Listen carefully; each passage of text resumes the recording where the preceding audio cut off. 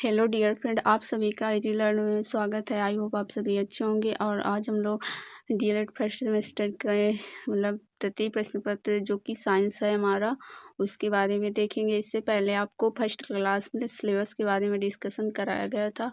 आज हम लोग चैप्टर फर्स्ट देखेंगे जो कि सजीव और निर्जीव के बारे में जानेंगे कि सजीव क्या होता है और निर्जीव क्या होता है। तो आप लोग कॉपी पेन साथ लेकर बैठिए और नोट बनाते चलिए, जिससे आप लोगों को एग्ज़ाम टाइम में आसानी रहेगी।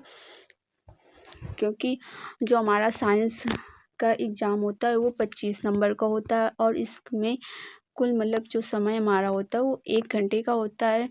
जो समय होता है वो बहुत ही कम होता है और हमारा जो पेपर होता है जो चीज़ें होती हैं वो बहुत सारी होती हैं। इसलिए आप लोगों को अभी से क्लास को अच्छे से देखते और जो है नोट्स बनाते चलना है, जिससे आप लोगों को आगे चल के दिक्कत ना पड़े। तो आज हम लोग देखेंगे कि सजीव और निर्जीव वस्तुएं क्या है, कि living and non living things. ठीक, तो देखते हैं कि सजीव और निर्जीव वस्तुएं। ठीक,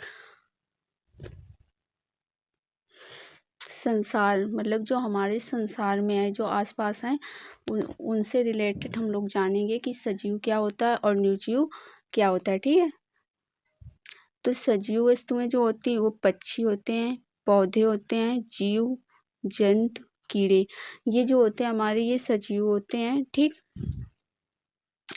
अब आप लोग एक क्वेश्चन भी कर सकते हो कि पौधे पौधे कैसे सजीव हो सकता है।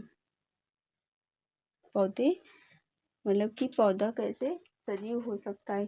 ठीक, ये क्वेश्चन बन सकता है। ठीक, तो जो पौधा होता है ये सजीव कि इस तरह होता है क्योंकि जो पौधा होता है ये CO2 ये CO2 लेते हैं और O2 छोड़ते हैं। जो पौधा होता है ये मनुष्य के माध्यम से मनुष्य जो CO2 छोड़ता है उसे जो पौधे ग्रहण करते हैं और जो O2 होता है उसे मनुष्य ग्रहण करते हैं। ठीक, जो हमारे पौधे हैं आसपास के, ये CO2 ग्रहण करते हैं और O2 छोड़ते हैं। ठीक है, जीव जंतु कीड़े ये सभी सजीव होते हैं। जो हमारा निर्जीव होता है वो क्या होता है, जैसे कि पेन हो गया, दरवाजा हो गया, कांच की वस्तुएं होगी, लकड़ी की वस्तुएं हो गई। ठीक, ये जो है ये निर्जीव वस्तुएं हैं। आगे देखते हैं सजीव वस्तुएं। सजीव वे होते हैं जिनके अंदर जीवन होता है। जो सजीव होता है, सजीव वे होते हैं जिनके अंदर जीवन होता है या जिनमें जीवन होता है। जो सांस लेने में सक्षम होते हैं, जो सांस लेने में कि सक्षम होते हैं, जो धीरे धीरे जो धीरे धीरे बढ़ती है और खुद गति करने में समर्थ होती है। जो धीरे धीरे बढ़ती है और गति करने में या गति होने में समर्थ होती है। सजीव दूसरे को जन्म देने में भी सक्षम होते हैं। उनके अंदर चीज़ों को महसूस करने की क्षमता होती है। उनके अंदर चीज़ों को महसूस करने की क्षमता होती है और ये निर्जीव वस्तुएं का भी निर्माण कर सकते हैं। जो सजीव होते हैं इनमें क्या होता है, इनमें कि इनमें तो पहली बात तो इनमें जीवन होता है। ठीक है, इनमें जीवन होता, ये क्या क्या कर सकते हैं, ये सांस ले सकते हैं। ठीक, जो सजीव वस्तुएं होती हैं इनमें सांस लेने में ये सक्षम होते हैं और जो क्या होता है ये चीज़ों को महसूस भी कर सकते हैं और ये कि और क्या होता है कि ये दूसरे को जन्म देने में भी सक्षम होते हैं।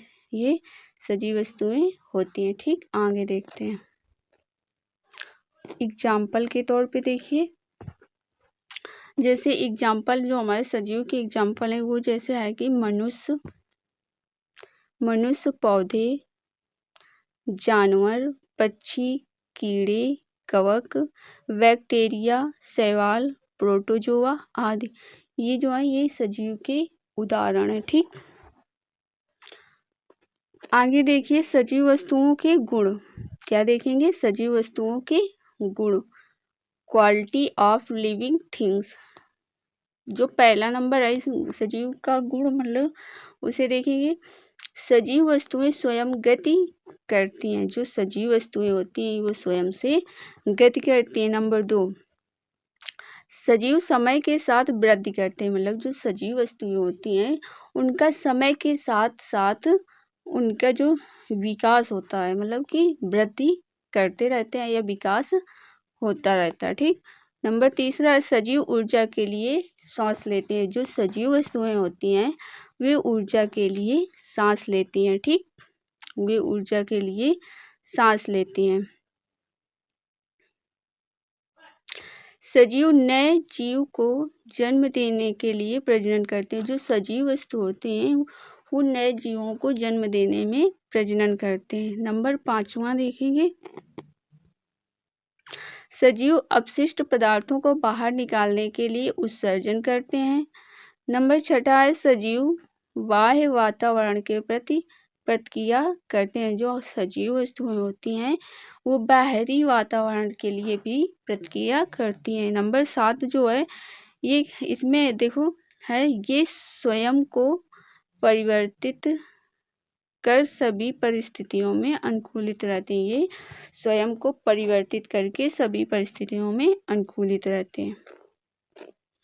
आगे देखिए, आगे है निर्जीव वस्तुएं, नॉन लिविंग थिंग्स। नंबर 1 है, निर्जीव वे होते हैं, निर्जीव वे होते हैं जिनमें जीवन नहीं होता है। निर्जीव वस्तुएं क्या होती हैं? जिनमें जीवन ही नहीं पाया जाता वो निर्जीव वस्तुएं कहलाती हैं। जिनमें जीवन नहीं होता, जो सांस नहीं ले सकते, मतलब कि जो किसी दूसरी वस्तु का निर्माण नहीं कर सकते या किसी कार्य को करने में सक्षम नहीं होती, वे सारी जो होती हैं वो निर्जीव वस्तुएं होती हैं।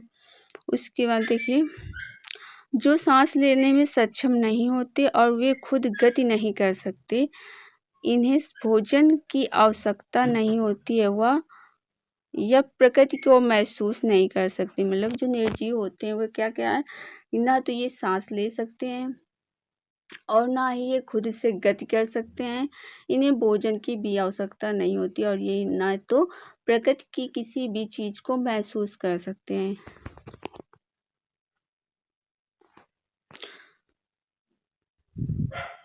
वो हर चीज जो सांस नहीं लेती, मतलब वो हर चीज जो सांस नहीं लेती उसे हम निर्जीव कहते हैं। उदाहरण देखिए, जैसे लकड़ी की वस्तुएं, प्लास्टिक, लोहा, धातु, चमड़ा, कमक, कपास, पेन, गैजेट्स, रास आदि। ठीक, ये क्या है? ये निर्जीव की उदाहरण है। आगे देखेंगे निर्जीव वस्तुओं के गुण। आगे देखेंगे निर्जीव वस्तुओं के गुण, qualities of non living things. निर्जीव वस्तुओं के गुण, qualities of non living things. तो देखते हैं, पहला नंबर जो हमारा है वो निर्जीव में कोई कोशिका नहीं होती। जो निर्जीव है उसमें कोई कोशिका नहीं होती। नंबर 2 है, निर्जीव में कोई विकास नहीं होता। जो निर्जीव वस्तुएं होती हैं उनका कोई भी या किसी भी तरह का कोई विकास नहीं होता। नंबर 3, निर्जीव प्रजनन नहीं कर सकते। निर्जीव को श्वसन की आवश्यकता नहीं होती। नंबर 4 जो देखेंगे वो है, निर्जीव वस्तुओं की कोई जीवन अवधि नहीं होती है। नंबर 5 है, निर्जीव वस्तुओं को भोजन की कोई आवश्यकता नहीं होती है। जो निर्जीव वस्तुएं हुए तो ना तो कोई सांस ले सकते हैं, ना वो भोजन की उन्हें कोई आवश्यकता होती है, ना तो ये प्रजनन कर सकते हैं, ठीक, ना ये तो श्वसन की आवश्यकता होती है। नंबर जो 6 है वो, निर्जीव में किसी भी प्रकार की कोई उत्तेजनाएं नहीं होती हैं।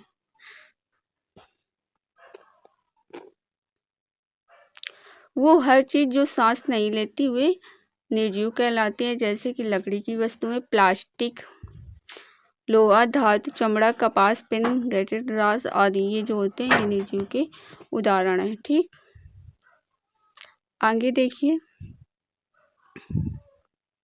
आगे है प्राकृतिक एवं मानव निर्मित वस्तुएं, मतलब जो हमारे प्रकृति में मानव के द्वारा निर्मित की गई वस्तुएं, हम लोग उनके बारे में जानेंगे। Natural and man's made things, मानव निर्मित, मतलब कि आप लोगों को हेडिंग से ही समझ में आ जाता होगा कि इसमें हम लोग क्या मतलब कि पूछ रहा है क्वेश्चन, इसका आंसर क्या होगा, इसकी मतलब कि थ्योरी क्या होगी।